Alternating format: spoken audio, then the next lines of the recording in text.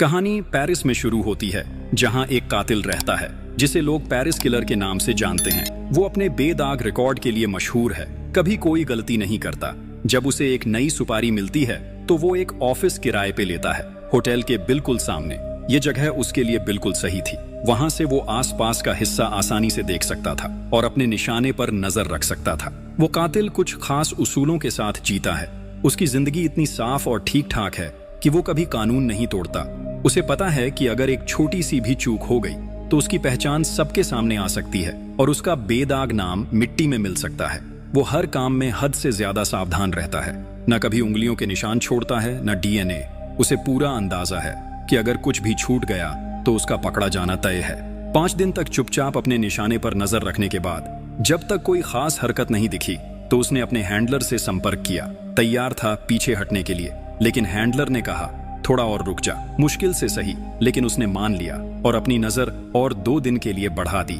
उस रात जब वो चुपचाप अपने हथियार तैयार कर रहा था, तभी उसने अचानक कदमों की आहट सुनी। तुरंत चौकन्ना हो गया, लेकिन सामने जो आया वो एक कुरियर था। कुछ बोले बिना उस आदमी ने जमीन पर एक लिफाफा रखा और बिना एक पल गंवाए चला गया। रात के सन्नाटे में वो अचानक नींद से जाग पड़ा। उसकी नजर सीधा ऊपर की मंजिल के कमरे पर गई, जहां कुछ हरकत दिख रही थी। वो तुरंत समझ गया उसका टारगेट आ चुका है। एक पल भी न गंवाते हुए उसने अपना राइफल उठाया और परफेक्ट शॉट के लिए पोजीशन ले ली।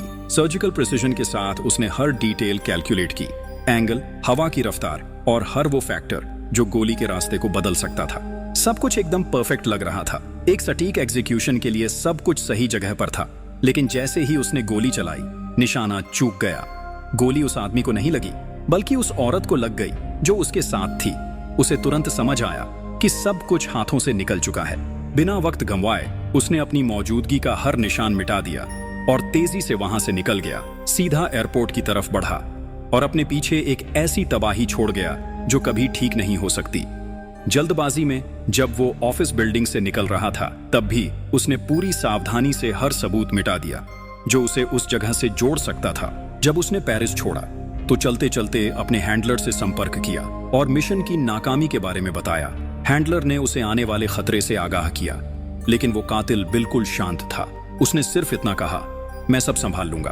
खैर, जैसे ही उसने अपने आसपास नजर डाली, उसे पास ही एक सस्पिशियस शख्स दिखा। उसके इंस्टिंक्ट्स ने उसे बताया कि ये कोई मर्सनरी हो सकता है जिसे उसे खत्म करने के लिए भेजा गया है। खतरे का एहसास होते ही वो तुरंत अलर्ट हो गया, किसी भी सिचुएशन से निपटने के लिए तैयार। किलर ने एयरपोर्ट के पास एक होटल रूम किराए पर लिया ताकि उस अनचाहे मेहमान का सामना कर सके। अपनी सुरक्षा के लिए उसने एक सिंपल मगर इफेक्टिव अलार्म सिस्टम लगाया। दरवाजे के नॉब पर एक ग्लास रखा और नीचे एक मेटल प्लेट, ताकि कोई भी हरकत तुरंत महसूस हो सके। चाकू से लैस वो खामोशी में बैठा रहा, टेंशन से भरा हुआ इंतजार करता रहा। आधी रात होते होते उसे अपनी गलती का एहसास हुआ। वो अजनबी सिर्फ एक अनजान आदमी था। अगली सुबह किलर ने होटल छोड़ा और डोमिनिकन रिपब्लिक के एक सेफ हाउस के लिए उड़ान भरी। वहां पहुंचते ही उसने देखा सिगरेट के टुकड़े और अनजाने फुटप्रिंट्स पड़े हुए थे। ये साफ संकेत थे कि कोई पहले ही वहां आ चुका था। जैसे ही किलर को समझ आया कि किसी ने उसके सेफ हाउस में घुसपैठ की है, उसने तुरंत खुद को आर्म किया और अंदर घुस गया, एक साए की तरह छुपकर। पूरा घर एक बैटलफील्ड बन चुका था। फर्नीचर उल्टा पड़ा था, डिशेस टूटी हुई जमीन पर बिखरी थीं और दीवारों पर खून के धब्बे थे। उसके दिल में एक घबराहट घर करने लगी। तभी उसके फोन पर एक कॉल आया, एक ऐसी खबर जिसे सुनकर उसके होश उड़ गए। उसकी गर्लफ्रेंड हॉस्पिटल में थी।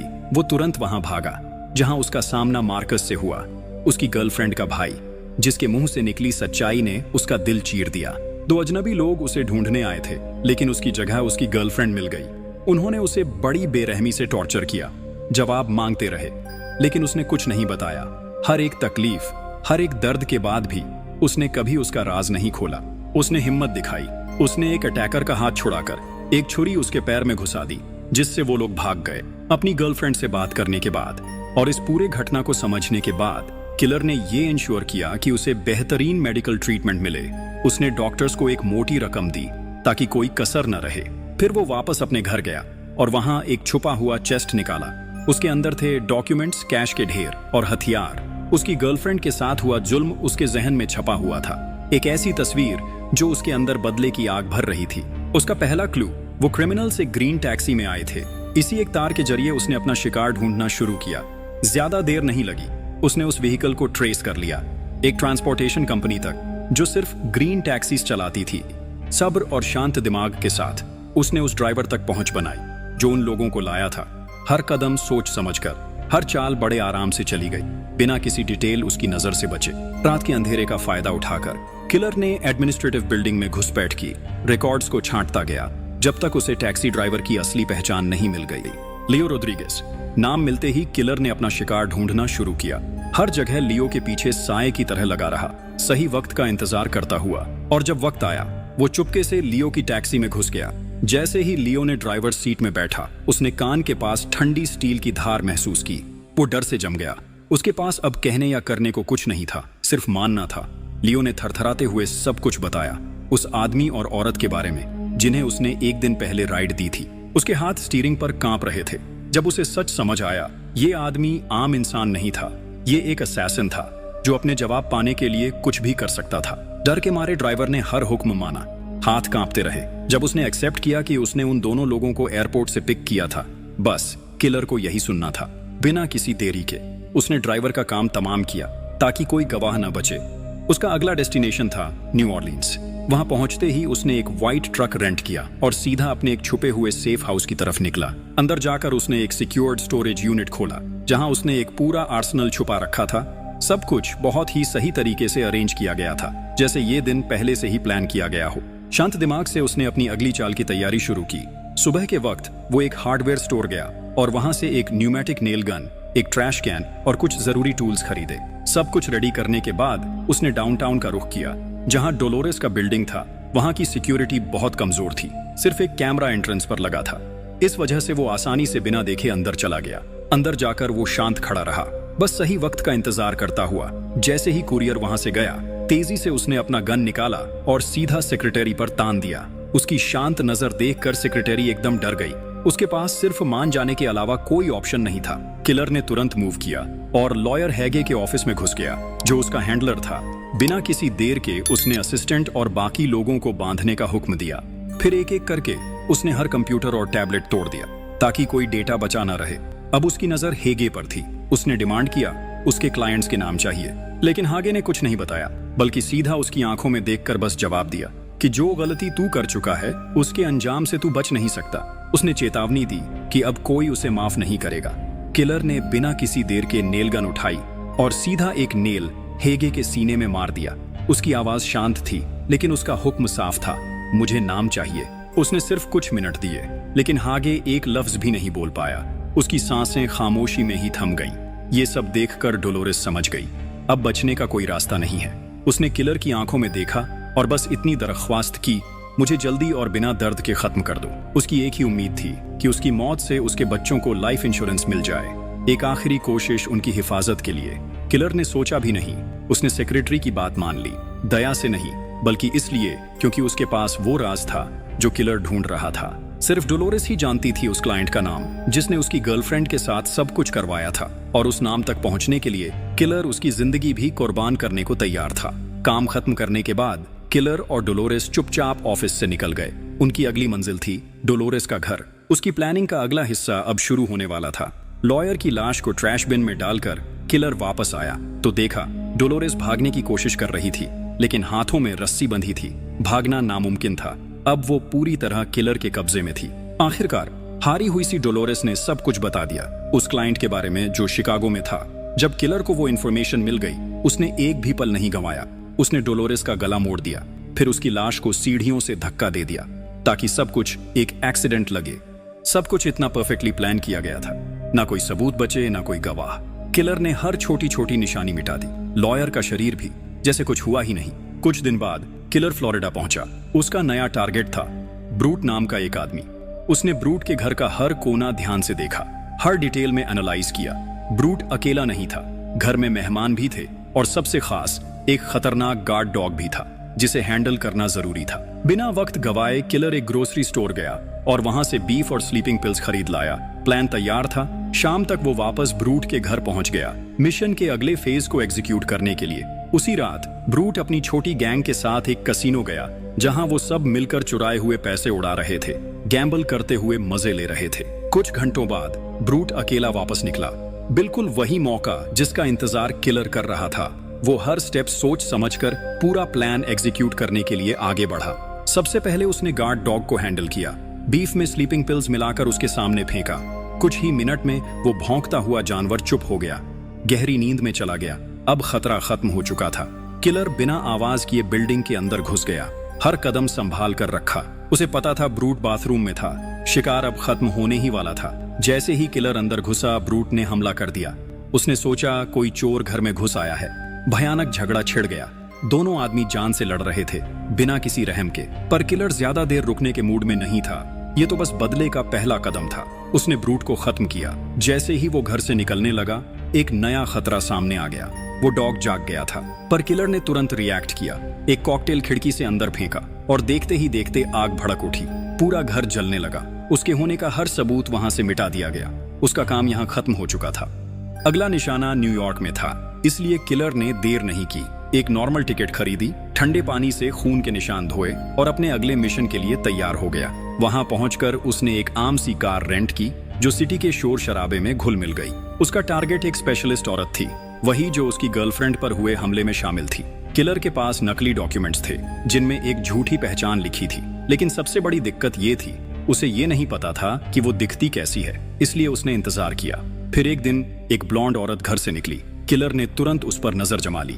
वो उसका पीछा करता रहा, सड़कों से होते हुए ट्रैफिक लाइट तक पहुंच गया। वहीं उसका हाथ अपने वेपन के पास गया।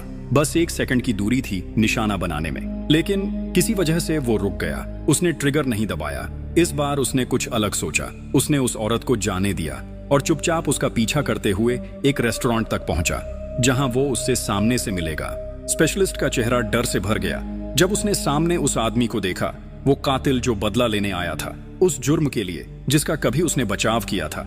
लेकिन उसने कोशिश की अपने आप को संभालने की, कोई बहाना सोचने लगी। उसने कहा कि उसके पास कोई ऑप्शन नहीं था, ऑर्डर्स फॉलो करने पड़े।